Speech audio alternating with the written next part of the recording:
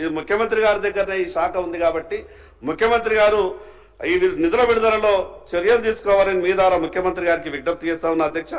మరి అదేవిధంగా అధ్యక్ష, గ్రామాలలో మున్సిపాలిటీలో గ్రామాలను కలిపినప్పుడు ఆ గ్రామీణ ప్రాంతంలో ఉన్నటువంటి వాళ్ళంతా ఏమనుకుంటారంటే, ఇక మాకు భవిష్యత్తు బాగుంటుందేమో, గ్రామ పంచాయతీలలో మేము పెద్దగా అభివృద్ధి కాలేదు, మున్సిపాలిటీలలో మమ్మల్ని కలిపి అంటే మాకు రోడ్లు అయిపోతాయి, నాలీలు అయిపోతాయి, విపరీతమైనటువంటి అభివృద్ధి జరుగుతాయని ఒక ఆశ ఉంటుంది అధ్యక్ష. వాళ్ళతో తీర్మానాలు కూడా చేయిస్తాం, మీరు గ్రామ పంచాయతీ తీర్మానం ఇచ్చేయండి, మేము మున్సిపాలిటీలో మిమ్మల్ని కలిపేస్తున్నామంటే వాళ్ళకు భవిష్యత్తులో ఏం జరుగుతుందో తెలక తీర్మానాలు చేసి ఇచ్చేస్తారు అధ్యక్ష. గ్రామ పంచాయతీలు మున్సిపాలిటీలో కలిసిన తర్వాత అభివృద్ధి సంగతి దేవుడెరుగు అధ్యక్ష. రూరల్లో గ్రామీణ ప్రాంతంగా వాళ్ళు ఉన్నప్పుడు ఎన్ఆర్ఈజీఎస్ ద్వారా వాళ్ళకు లబ్ధి దొరుకుతుండే. మరి అదేవిధంగా ఎన్ఆర్ఈజీఎస్ ద్వారా వాళ్ళకు అభివృద్ధి కార్యక్రమాలు జరుగుతుండే. ఈ మున్సిపాలిటీలో కలిసిన తర్వాత ఎన్ఆర్ఈజీఎస్ ద్వారా అభివృద్ధి జరుగుతలేదు, ఎన్ఆర్ఈజీఎస్ ద్వారా వాళ్లకు ఉపాధి కూడా దొరుకుతలేదు. కాబట్టి గౌరవ ముఖ్యమంత్రి గారు ఆ విషయం మీద ఆలోచించాలా. మరి అదేవిధంగా అధ్యక్ష, ఈ హెచ్ఎండిఏలు గత ప్రభుత్వ నిర్వాహకం పెద్ద పెద్ద కంపెనీలకు ఏం చేశారు అధ్యక్ష, 25 చెరువులు 1,50,000 నుంచి 2 లక్షల కోట్ల రూపాయల విలువైనటువంటి భూములు, 25 చెరువులు బడా రియల్ ఎస్టేట్ కంపెనీలకు అప్పగించారు. ఏమని అప్పగించారు అధ్యక్ష, మీ దగ్గర నిధులు ఉన్నాయి కదా, సిఎస్ఆర్ నిధుల ద్వారా మీరు అభివృద్ధి చేయండి, మాకు సహకరించండి అని ప్రభుత్వం చెప్పంటే వాళ్ళు ఆగమేఘాల మీద ప్రభుత్వం దగ్గరకు వచ్చి నాకు 4 చెరువులు ఇవ్వండి నేను అభివృద్ధి చేసిస్తా, నాకు 2 చెరువులు ఇవ్వండి నేను అభివృద్ధి చేసిస్తానంటే నిజంగానే వాళ్ళు అభివృద్ధి చేసిస్తారేమని అనుకున్నాం అధ్యక్ష. 25 చెరువులు ఆయా కంపెనీలకు ఇచ్చేటప్పుడు చెరువుల విస్తీర్ణం ఎంత ఉండనో కొలిసి ఇయ్యలేదు. తీరా ఒక్కొక్క చెరువుకు 3 కోట్లు 4 కోట్లు అభివృద్ధి అనేది చెప్పి దాంట్లోకెళ్ళి సగం జాగాల్ని సగం స్థలాలని ఆ భూముల్ని చెరువుల్ని రియల్ ఎస్టేట్ కంపెనీలు కబ్జా పెట్టినాయి. ప్రభుత్వం ఇప్పటి వరకు చర్య తీసుకోలేదు. నేను మీ ద్వారా ప్రభుత్వానికి విజ్ఞప్తి చేస్తున్నా, ఏ 25 చెరువులను బడా రియల్ ఎస్టేట్ కంపెనీలకు ఆ రోజు అభివృద్ధి చేయడానికి అప్పగించారు, వాళ్ళు మాత్రం లేక్ వ్యూ అనే పేరు పెట్టి 4 కోట్లకు పోయేటటువంటి ఫ్లాట్ ని 16, 17, 20 కోట్లకు అమ్ముకున్నారు. కానీ అక్కడ అభివృద్ధి మాత్రం జరగలేదు. ఉన్నటువంటి చెరువు పూర్తిగా కబ్జాకు గురైంది. దాని మీద ప్రభుత్వం చర్యలు తీసుకోవాలని మీ ద్వారా విజ్ఞప్తి చేస్తా ఉన్నా. మరి అదేవిధంగా అధ్యక్ష, ఈ మధ్యన అర్బన్ డెవలప్మెంట్ అథారిటీస్ క్రియేట్ చేసిండ్రు. ఈ రాష్ట్రంలో ఉన్నటువంటి దాదాపు అన్ని మున్సిపాలిటీలు అర్బన్ డెవలప్మెంట్ అథారిటీస్ గా క్లియర్ చేసిండ్రు. నేను కూడా నా Adilabad municipality urban development authority కిందకి వచ్చేసింది. నేనేమనుకున్నానంటే అర్బన్ డెవలప్మెంట్ అథారిటీ వచ్చేసింది, ఇక డబ్బులు బాగా వస్తాయేమో అని నేను అనుకున్నా. ప్రభుత్వం స్పష్టం చేయాలి, కొత్త గ్రామ పంచాయతీలను మున్సిపాలిటీలో కలిపినప్పుడు ఉపాధి పోయింది, ఎన్ఆర్ఈజీఎస్ పోయింది. మరి ఈ రోజు మీరు యూడీఏలు అర్బన్ డెవలప్మెంట్ అథారిటీలుగా డిక్లేర్ చేసిన తర్వాత రేపు కేంద్రం నుండి వచ్చేటటువంటి ఎన్ఆర్ఈజీఎస్ నిధులు ఒక మున్సిపాలిటీకి దాదాపు 50 నుంచి 60 కిలోమీటర్ల పరిధిని మీరు అర్బన్ డెవలప్మెంట్ అథారిటీగా డిక్లేర్ చేసిండ్రు. మరి మీరు తీసుకున్నటువంటి నిర్ణయం వల్ల రేపు అక్కడ ఉన్నటువంటి పేదలకు అక్కడ ఉన్నటువంటి ప్రజలకు ఉపాధి అవకాశాలు కోల్పోయే అవకాశం ఏమైనా ఉన్నదా?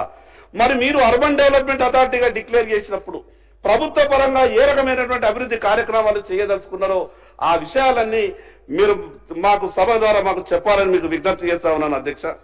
మరి అదేవిధంగా అధ్యక్ష, ప్రభుత్వాలు అనేవి వస్తుంటాయి పోతుంటాయి. ఏ ప్రభుత్వం అయినా ఒక మంజూరీ ఇస్తే వచ్చినటువంటి ప్రభుత్వం ఆ మంజూరిని కొనసాగించాలా, లేకుంటే ఏమవుతుంది అంటే ఆ డెవలప్మెంట్ సగంలోకి ఆగిపోతుంది. నా ఆదిలాబాద్ మున్సిపాలిటీలో మిగతా మున్సిపాలిటీలలో టీయూఎఫ్ఐడిసి నిధులు మంజూరైనవి. నేను కొత్తగా ఎమ్మెల్యే అయిపోయింటే నా దగ్గరికి అధికారులు కాగితాలు తీసుకొచ్చిండు, సార్ మన దగ్గర 60 కోట్లు మంజూరైనాయి, మీరు కొంత నిధుల విడుదలలో జాప్యం అవుతున్నది, కొంత తొందరగా విడుదల చేస్తే మనకు రోడ్లన్నీ అయిపోతాయంటే నాకు పెద్ద అనుభవం లేక నేను ఆ కాగితం పట్టుకొని హడావుడిగా హైదరాబాద్ వచ్చేసిన. ముఖ్యమంత్రి గారికి నాకు పాత పరిచయం ఉన్నది, నేను పోయాంటే నాకు ఇచ్చేస్తాడనంటే నేను ముఖ్యమంత్రి గారికి కాగితం ఇచ్చిన, అన్నా నేను కొత్తగా ఎమ్మెల్యే అయితే నా ఆదిలాబాద్లో పనులు కావాలా, 60 కోట్లు పాత ఏదో ఉన్నాయనంటే ఇక వాళ్ళు చెప్పిండ్రు. వాళ్ళు ఏదో లెక్కకు ఇచ్చి మంజూరులు ఇచ్చారు కాబట్టి నిధుల విడుదలలో జాప్యం అంటారు. ఈరోజు మీ ద్వారా గౌరవ ముఖ్యమంత్రి గారికి విజ్ఞప్తి చేస్తున్నా. మరి సభలో అదేవిధంగా సెక్రటరీ గారు వారు కూడా ఉన్నారు, దానకిషోర్ గారు, చాలా మంచి అధికారి. పాపం ఎంత మంచి అధికారి అంటే పోయి చెప్పిన తర్వాత నేను కొంత నారాజైతే నీ బాధను అర్థం చేసుకుంటున్న ఎమ్మెల్యే గారు, నేను తప్పకుండా మీకు న్యాయం చేస్తాను అన్నాడు. కానీ నేను మరొకసారి ముఖ్యమంత్రి గారికి విజ్ఞప్తి చేస్తున్నా, మా వెనుకబడ్డటువంటి ఆదిలాబాద్ అటువంటి జిల్లాలలో ఉన్నటువంటి మున్సిపాలిటీలకు TUFIDC ద్వారా మంజూరైనటువంటి నిధులన్నీ కూడా విడుదల చేయాలా. మరి అదేవిధంగా అధ్యక్ష, ఆ మున్సిపాలిటీలు బాగుండాలంటే మున్సిపాలిటీలకు అధికారాలు కూడా ఇవ్వాలి. అధికారాలన్నీ హైదరాబాద్లో పెట్టుకొని మున్సిపాలిటీలో జరిగేటటువంటి ఏ పనినైనా మేము దాన్ని మొత్తం హైదరాబాద్లో టెండర్ పెడతాం, ఆ కాంట్రాక్టర్ అంతా కూడా మా గుప్పిట్లోనే ఉండాలా, అక్కడ బల్బు పెట్టాలన్నా హైదరాబాద్ నుంచే పంపిస్తాం, అక్కడ నల్ల రిపేర్ చేయాలన్నా హైదరాబాద్ నుంచే పంపిస్తామంటే ఇది సరి అయినటువంటి పద్ధతి కాదు అధ్యక్ష. ఈ ప్రభుత్వం దగ్గర ఉండే అధికారాలు ప్రభుత్వం దగ్గర ఉన్నాయి విపరీతంగా. స్థానిక సంస్థలకు వాళ్ళకి ఇచ్చే అధికారాలు వాళ్ళకి ఇస్తేనే కదా అధ్యక్ష వాళ్ళు ఏమన్నా చేసేది. అందుకే మీ ద్వారా ప్రభుత్వానికి విజ్ఞప్తి చేస్తున్నా, మున్సిపాలిటీలకు స్వేచ్ఛనివ్వండి, మున్సిపాలిటీలకు అధికారాలు ఇస్తేనే బల్బులు వాళ్ళు పెట్టుకోలేరు అధ్యక్ష. బల్బుల టెండర్ హైదరాబాద్లో జరగాల్సినటువంటి అవసరం ఏమున్నది? అందుకే మున్సిపాలిటీలకు ఇచ్చేటటువంటి అధికారాలు వాళ్ళకి ఇవ్వాల్సిందిగా మీ ద్వారా విజ్ఞప్తి చేస్తున్నాను అధ్యక్ష. మరి అదేవిధంగా అధ్యక్ష, మున్సిపాలిటీలలో తాగడానికి నీళ్లు లోకల్ సోర్స్ ఏం లేదు అధ్యక్ష. ఈ భగీరథ వచ్చింది అధ్యక్ష, గ్రామంలో కానీ మున్సిపాలిటీలో కానీ లోకల్ సోర్స్ ఎక్కడా కూడా లేదు. ఉన్నటువంటి లోకల్ సోర్స్ అన్ని కూడా చనిపోయినాయి. అక్కడ మున్సిపాలిటీలో ఉన్నటువంటి కనీస చెరువులని కబ్జా కాకుండా ప్రభుత్వం చర్యలు తీసుకోవాలి అధ్యక్ష. 200 కిలోమీటర్లకు వెళ్ళి ఈ అమృత్లో రావాలా, ఇంటింటికి నల్లా రావాలంటే ఎక్కడా వస్తలేదు అధ్యక్ష. దాంతో చాలా ఇబ్బందులకు గురవుతారు. ఇప్పటికే ఈ సంవత్సరం నీటి ఎద్దడి విపరీతంగా ఉన్నది. నేను మీ ద్వారా గౌరవ ప్రభుత్వంలో ఉన్నటువంటి పెద్దలకు విజ్ఞప్తి చేస్తా ఉన్నా, ఎప్పుడు ఈ 32 సంవత్సరాల నా రాజకీయ జీవితంలో ఏ రోజు కూడా ఇంత కరువు కనిపించలేదు. ఇది మార్చి నెలలో ఉన్నాం. ఇప్పటికే భూగర్భ జలాలన్నీ కూడా అడగంటిపోయినాయి. మంచినీటి ఎద్దడి స్టార్ట్ అయింది. ప్రత్యేకంగా మున్సిపాలిటీల మీద ఈ యొక్క మంచినీటి ఎద్దడి నివారించే విధంగా ప్రభుత్వం చర్యలు తీసుకోవాలని మీ ద్వారా విజ్ఞప్తి చేస్తున్నాను అధ్యక్ష. మహిళా సంక్షేమం అందరం కోరుకుంటాం. మహిళా సంక్షేమం జరిగితేనే మనం అంతా బాగుంటామని. కానీ ఒకటి బాధ అనిపిస్తున్నది అధ్యక్ష. ఒక పక్క మహిళా సంక్షేమం కావాలని కోరుకుంటాం, ఇంకో పక్క ఈ రాష్ట్ర ప్రజల ఆరోగ్య పరిస్థితిని దిగజార్చేటటువంటి ఎక్సైజ్ ఆదాయం ఎంత పెరిగింది అధ్యక్ష. ప్రభుత్వం సంతోషపడి ఉండొచ్చు. ఆ ఎక్సైజ్ ద్వారా విపరీతమైనటువంటి ఆదాయం వస్తున్నది. ప్రభుత్వాన్ని ఆదుకునేటటువంటి గొప్ప పద్దు ఉన్నదని మీరు సంతోషపడచ్చు. కానీ అధ్యక్ష, మహిళా సంక్షేమం జరగాలంటే ఆ ఎక్సైజ్ ఆదాయాన్ని మనం తగ్గించుకోవాలి. ఎక్సైజ్ ఆదాయాన్ని తగ్గించుకోకుంటే మహిళా సంక్షేమం జరగదు. ఎందుకు జరగదనంటే అధ్యక్ష, గ్రామంలో 10 బెల్ట్ షాపులై 30 సంవత్సరాల వయసులోనే మహిళ వితంతుగా మారిపోతున్నది. ఎందుకు మారిపోతున్నది అనంటే విపరీతమైనటువంటి తాగుడుకు బానిసైనటువంటి భర్త చనిపోతున్నాడు. మహిళా సంక్షేమం కోరుకుంటున్నటువంటి మనం ఆ విషయం మీద కొంత దృష్టి పెట్టాలా, మనమిచ్చేటటువంటి పెన్షన్ మీద ఆధారపడకుండా చూడాలని మీ ద్వారా విజ్ఞప్తి చేస్తున్న అధ్యక్ష. ఆదివాసీ ట్రైబల్ గిరిజనుల పరిస్థితి ఈ సమాజంలో అత్యంత వెనుకబడినటువంటి వర్గాలు. ప్రభుత్వాలు ఏమైనా పార్టీలు ఏమైనా మాకు సాయం దొరుకుతుందని గొప్పగా వాళ్ళు ఆలోచిస్తారు. మనం ఏదైతే బడ్జెట్లో పెడుతున్నటువంటి పద్ధతులను పూర్తిగా ఖర్చు అయ్యే విధంగా చూడాల్సిన అవసరం ఉంది అధ్యక్ష. ఇందిరా జలప్రభ అనే పథకంలో 4-5 ఏళ్ల కింద బోర్లు వేసారు. వాళ్ళకు మోటార్లు పెట్టాలా, ఇందిరా జలప్రభలో కరెంట్ ఇవ్వాలా. ఈ గిరిజన రైతుల బాధ. బోర్లు వేసింది అధ్యక్ష, గుత్తేదారుకు పేమెంట్ అయిపోయింది. ఇప్పటికీ మోటార్లు రాలేదు. ఇది రాష్ట్రం మొత్తం మీద మోటార్లు రాలేదు, వాళ్లకు కరెంటు రాలేదు. వేసినటువంటి బోర్ ఏమో కూలిపోయింది. మరి ఒక పక్క మనం గిరిజన రైతుల్ని ఆదుకోవడానికి పథకాలు తీసుకొస్తున్నాం, మరో పక్క బోర్ వేసి మోటార్ ఇచ్చడం మర్చిపోతే ఉన్న బోరు కూడా కూలిపోతున్నది. ఆ యొక్క ఇందిరా జలప్రభ పథకంలో ఉన్నటువంటి లోపాలని సవరించి వారికి నిధులు విడుదల చేయాల్సిందిగా మీ ద్వారా విజ్ఞప్తి చేస్తా ఉన్నాను. మరి అదేవిధంగా అధ్యక్ష, ప్రత్యేకంగా ఆదివాసీ గ్రామాల్లో ఆదివాసులకు ఇండ్ల స్థలాల విషయంలో ప్రభుత్వం కొంత పాజిటివ్గా ఆలోచించాలి. నేను నా ఆదిలాబాద్లో అధ్యక్ష, ఆదిలాబాద్కు ఆనుకొని ప్రభుత్వ భూమిలో ఆదివాసీ గిరిజనులు అదే చెప్తున్నా, ఇది ట్రైబల్దే.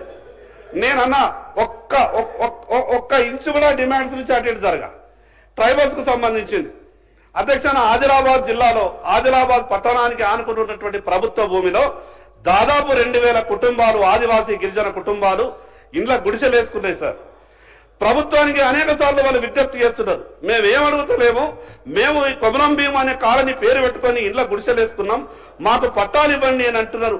ప్రభుత్వం మీద రూపాయి భారం లేకుండా ఆ గిరిజనులకు ఆదివాసులకు ఇంట్లో పట్టాలు ఇచ్చే అవకాశం ఉంది. కాబట్టి ప్రభుత్వం ఆ రకంగా చర్యలు తీసుకోవాలని, ఆ కొమరం భీం కాలనీలో నివసిస్తున్నట్టు వాళ్ళందరికీ పట్టాలు ఇవ్వాలని మీ ద్వారా ప్రభుత్వానికి విజ్ఞప్తి చేస్తున్నాను అధ్యక్ష.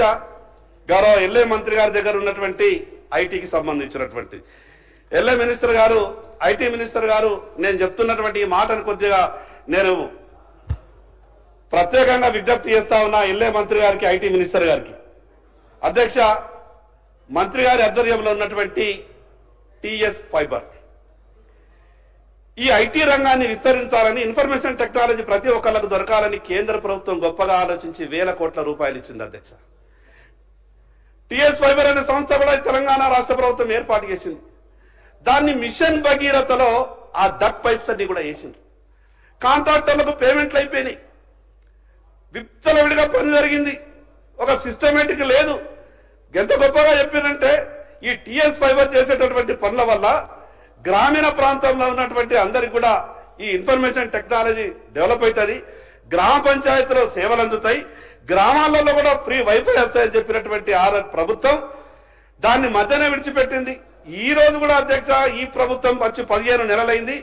టీఎస్ ఫైబర్ గురించి జరగాల్సినటువంటి ఇన్ఫర్మేషన్ టెక్నాలజీ విషయంలో ఇప్పటికీ ఆ పనుల మీద ప్రభుత్వం పూర్తిగా దృష్టి పెడతలేదు. అధ్యక్ష, ఇదే స్కీములో అటు ఉన్నటువంటి ఆంధ్రప్రదేశ్ రాష్ట్రం కేంద్ర ప్రభుత్వం వేల కోట్ల రూపాయలు తీసుకొని రాష్ట్ర ప్రభుత్వం ఖర్చు పెట్టి మానిటరింగ్ చేసి ఆ పథకం అమల్లోకి వచ్చి సంవత్సరానికి కొన్ని వందల కోట్ల రూపాయలు ప్రభుత్వం సంపాదిస్తున్నది. ఈరోజు గ్రామీణ ప్రాంతంలో, పట్టణ ప్రాంతంలో ఇన్ఫర్మేషన్ ఐటీకి సంబంధించిన సేవలన్నీ కూడా వాళ్ళు వినియోగించుకుంటున్నారు.